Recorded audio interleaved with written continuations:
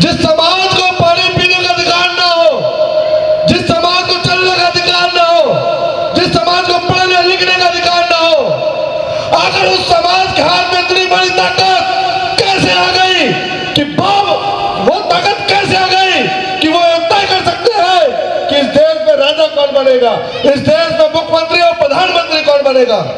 तो सिर्फ 5 मिनट आप लोग मेरी बात, सिर्फ 5 मिनट आप लोग अगर मेरी बात ध्यान से सुन ले तो मुझे लगता है कि जो जानकारी अभी तक आपके पास नहीं आई है वो जानकारी आ जाएगी। साथियों, जब बाबा साहब डॉक्टर अंबेडकर, पूरे देश में बाबा साहब की मूर्ति लगी हुई है, पूरे देश में बाबा साहब पूजे जाते हैं। क्यों पूजे जाते हैं आइए बताता हूं आपको। जब बाबा साहब डॉक्टर अंबेडकर हमारे लोगों के लिए संघर्ष कर रहे थे तो बाबा साहब ने हम लोग को पानी पीने का अधिकार दिलाया, बाबा साहब ने मंदिर में जाने का अधिकार दिलाया। तो बाबा साहब लगातार हम लोग के एक अधिकार की लड़ाई लड़ते जा रहे थे। उसी बीच बाबा साहब को लंदन में जाना था अपने लोगों के वोट के अधिकार के लिए, और बाबा साहब डॉक्टर अंबेडकर पानी के जहाज के रास्ते से लंदन जा रहे थे। उससे पहले जब वो अपने घर गए अपना बैग लेने तो देखा, उनको जानकारी मिली कि उनका बेटा खत्म हो गया है। बाबा साहब गए और काफी देर वो जो उदास रहे, काफी देर अपने बच्चे के पास बैठे रहे, और फिर जब समय पूरा हो गया तो वो जाकर अपना बैग पैक करके जाने की तैयारी करने लगे।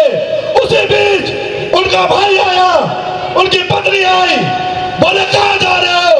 तो उन्होंने कहा कि आज मुझे समुद्र के जहाज के रास्ते से लंदन में जाना है, वहां पर अंग्रेजों ने गोल्डन सम्मेलन बुलाया है और वहां पर मैं अपने लोगों के वोट के अधिकार के लिए बात रखूंगा।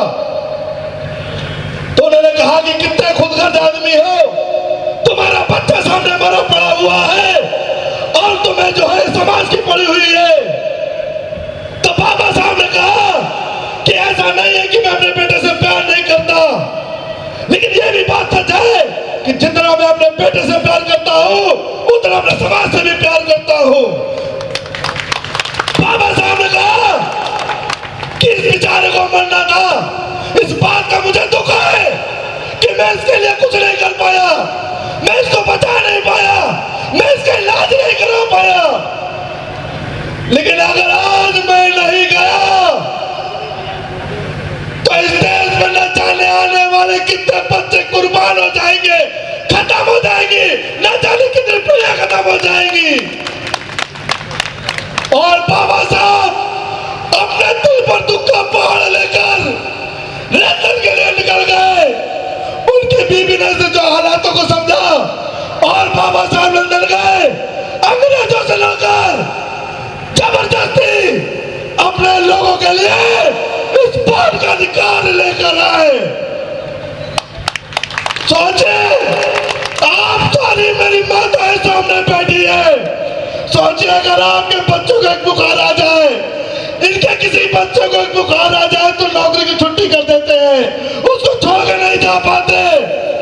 लेकिन अब बाबा साहब वो महापुरुष है जो अपने बच्चे की लाश से गुजरकर हमारे लोगों के लिए वोट का अधिकार लेकर आए। साथियों, आप लोग ताली जरूर बजा रहे हैं, लेकिन मेरे ये बात बताते हुए वो पीड़ा महसूस हो रही है जो पीड़ा मेरे महापुरुष बाबा साहब डॉक्टर अंबेडकर ने महसूस किया।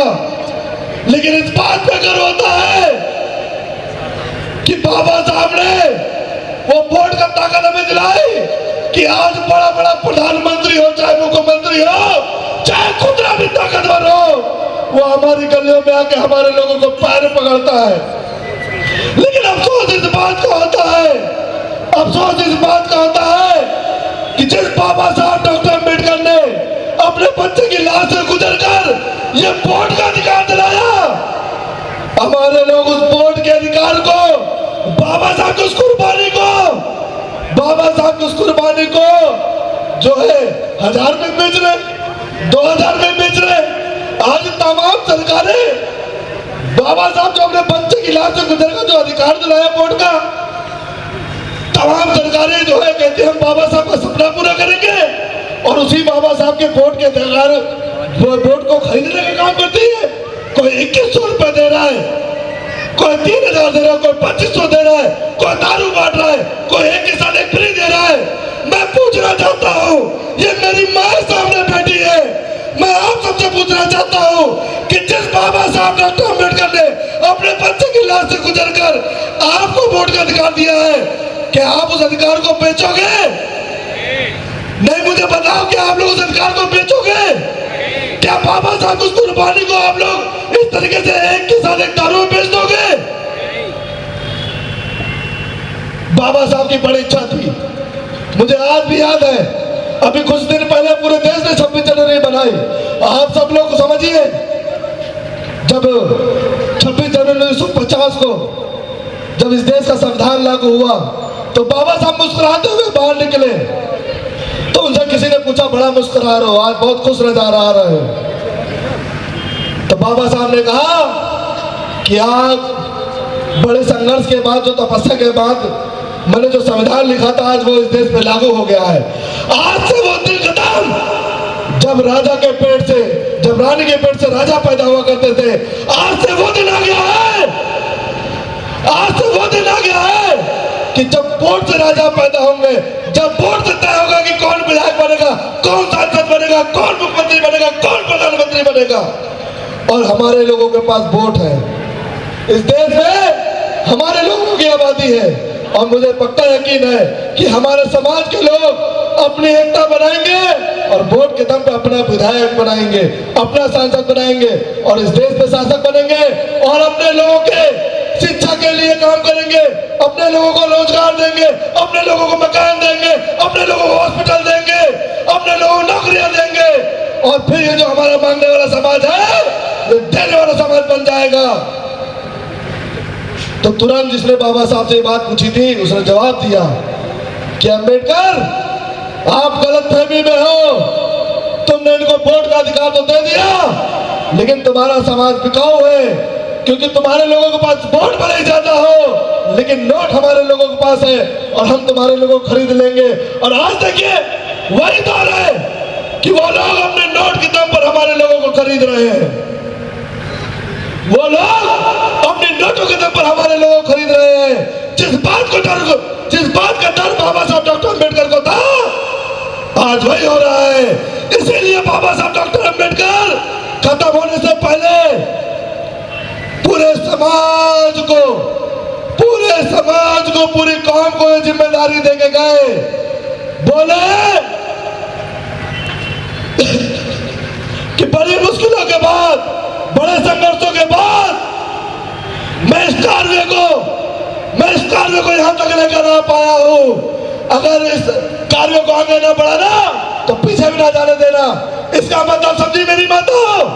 बाबा साहब ने कहा कि बड़ी मुश्किल से, बड़े संघर्षों के बाद, मैंने अपने 4 बच्चों को कुर्बान करने के बाद आपको ये सारे अधिकार दिलाए हैं। अगर आप इन सरकारों से हर अधिकार न ले पाना तो कम से कम आपके ऊपर जिम्मेदारी की अधिकार खत्म न होने देना।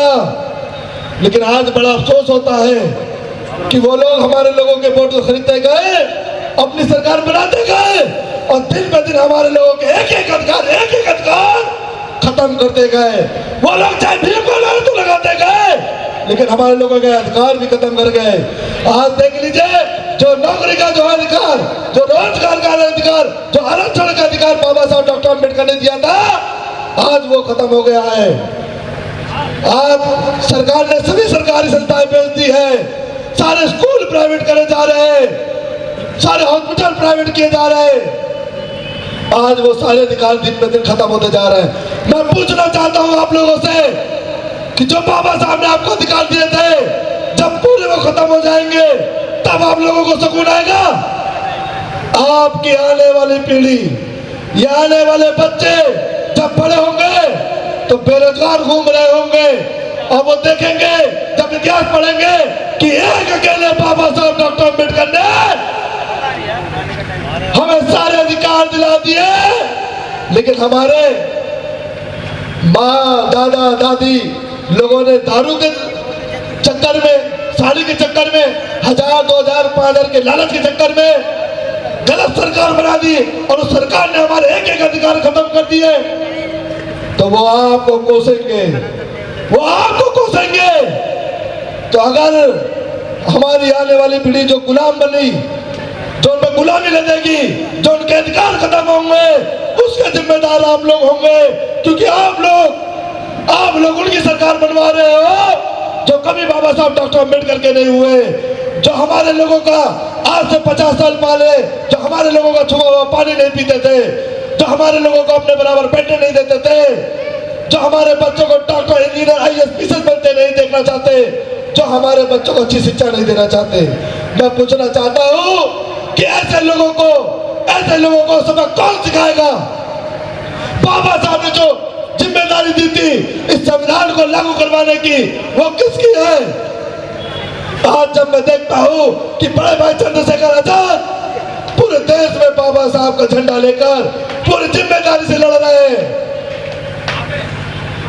और उनका साथ मेरे जैसे नौजवान जिसकी पढ़ने लिखने की उम्र है, जिसकी खेलने कूदने की उम्र है, जिसकी शादी ब्याह घर परिवार बनाने की उम्र है, जिसकी रोजी रोटी कमाने की उम्र है, वो सारे काम छोड़कर सिर्फ समाज को जगाने का प्रयास कर रहा है, सिर्फ इसलिए कि जो कम से कम अधिकार बचे हैं उनको आज हम बचा सके।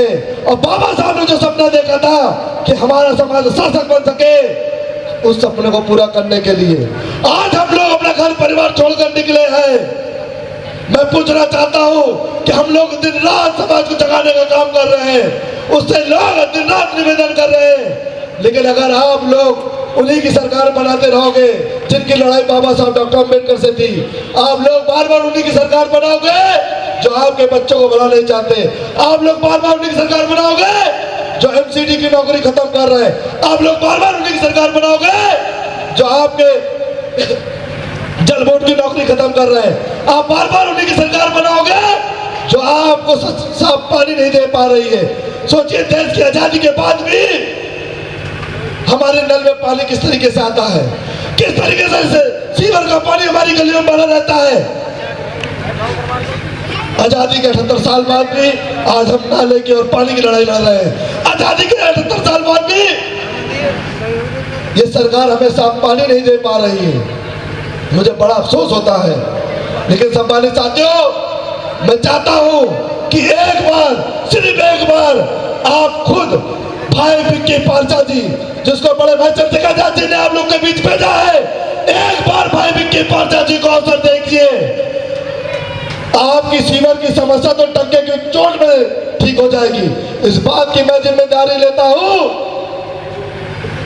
लेकिन जो आपकी पानी की समस्या है, मुझे 32 ब्लॉक में एक मां मिली, उसका 8 साल का नाती ये गंदे पानी पीने की वजह से खत्म हो गया। वो मुझसे रो रो के बोल रही थी, मुझे बड़ा दुख हुआ। मैं आपसे कहना चाहता हूं कि एक मौका भाई विक्की पारचा, एक मौका केतली के सामने लबड़न दबा कर भाई विक्की पारचा जी के दीजिए। आपकी सीवर की समस्या तो टंके की चोट में ठीक हो जाएगी, और रही जो पानी की समस्या, तो जो पानी त्रिलोकपुरी की जनता पी रही है, मैं भाई विक्की पारचा जी से कहा, और उन्होंने कहा कि कौशल भाई यही करना है। मैंने कहा जो पानी त्रिलोकपुरी की जनता पी रही है, उसी पानी को एक बोतल में भरकर विधानसभा में जाना और अरविंद केजरीवाल से और उनके विधायकों से पूछना कि हमारे त्रिलोकपुरी में साफ पानी क्यों नहीं आ रहा है। और जब वो झूठ बोले कि पानी साफ आ रहा है, तो लो और पियो ये पानी, और पी कर दिखाओ, बताना उनको कि ये वो पानी है जो त्रिलोकपुरी की जनता पी पी के बीमार होकर मर रही है।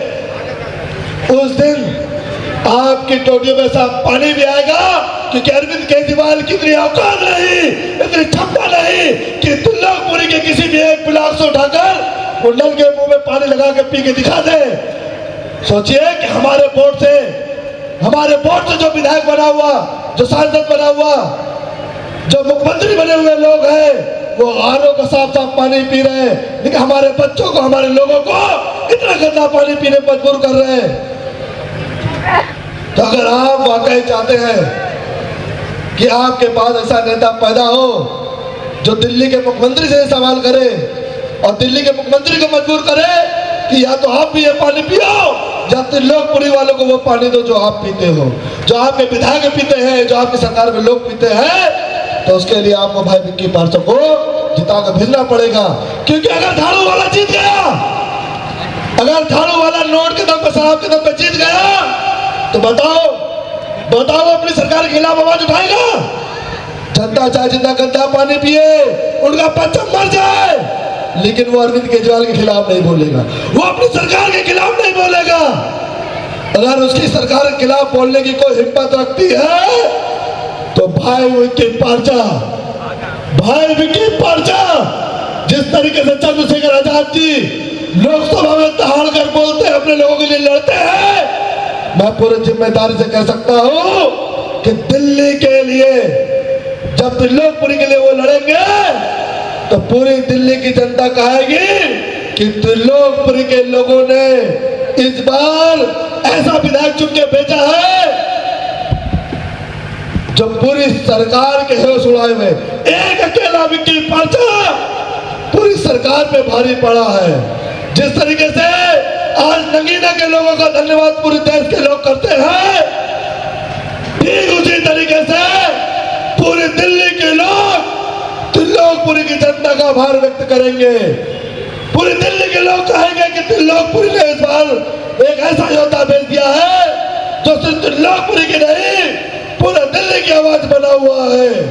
तो सम्मानित साथियों, मेरी माता और बहनों, मैं बार बार आपसे कह रहा हूं कि अगर हम सब लोगों को नाली और पानी, इन समस्याओं से ऊपर उठकर बाबा साहब का संविधान और ये वोट का अधिकार, इस सब की हिफाजत करनी है, तो इस बार बाबा साहब डॉक्टर अम्बेडकर की जो बात आगे बढ़ा रहे हो, जो उनके विचार को आगे बढ़ा रहे हो, हम लोग बाबा साहब डॉक्टर अम्बेडकर वाले लोग हैं।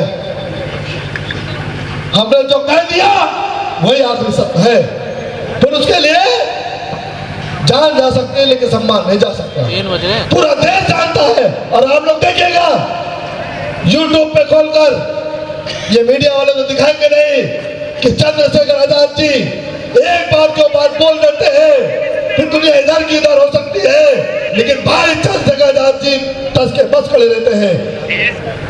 बड़े भाई चंद्रशेखर आजाद जी महिलाओं के सम्मान के लिए हमेशा लड़ते हैं। पूरे देश में कहीं पर भी मामला हो लड़ सकते हैं। वो मरना पसंद करते हैं लेकिन महिलाओं को अपमान नहीं पसंद करते। और मैं दावा कर सकता हूँ कि एक बार एक मौका, सिर्फ एक मौका भाई विक्की पारचा जी को दीजिए। आपके बच्चों के अधिकार के लिए विक्की पारचा मर तो सकता है लेकिन वो झुकेगा नहीं। अगर आप पर कोई बात आएगी तो उसको सबसे पहले विक्की पारचा जी से सामना करना पड़ेगा।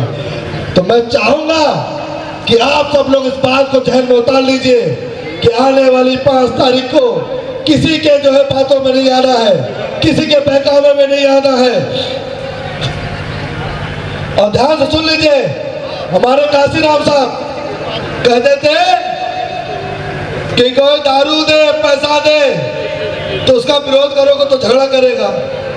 तो दारू दे, पैसा दे, रख लो, अंदर जाके कौन देख रहा है कि वोट किसको दे रहे हो।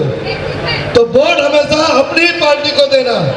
और देखो काशीराम साहब ने ये बात कही और उत्तर प्रदेश के लोगों ने ये बात समझी और उत्तर प्रदेश में 4-4 बार सरकार ही बनी और उत्तर प्रदेश के लोगों के जिंदगी में बेहतर दिन है, उनको रोजी रोजगार मिला। मैं वही बात आज आप लोग से भी कह रहा हूं कि पैसा चाहे जिसका पकड़ लेना, लेकिन वोट भाई विक्की पारचा जी को ही देना। उनको बता देना कि अब वो दिन गए जो आप नोट से हमारे लोगों को वोट को खरीद लोगे।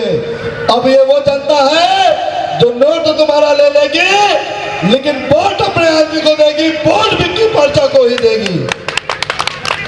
तो मेरा आप सबसे निवेदन है कि जब, और आप सब लोग की जिम्मेदारी भी है कि जब 5 तारीख के दिन होगा तो आपको सुबह सबसे पहले केतली का जाके बटन दबाना है, अपने आसपास पड़ोस के लोगों को भी कहना है, अपने रिश्तेदार को फोन करके भी कहना है कि इस बार चंद्रशेखर आजाद जी को जिता दो, भाई विक्की पारचा जी को जिता दो, केतली वाला बटन दबा दो।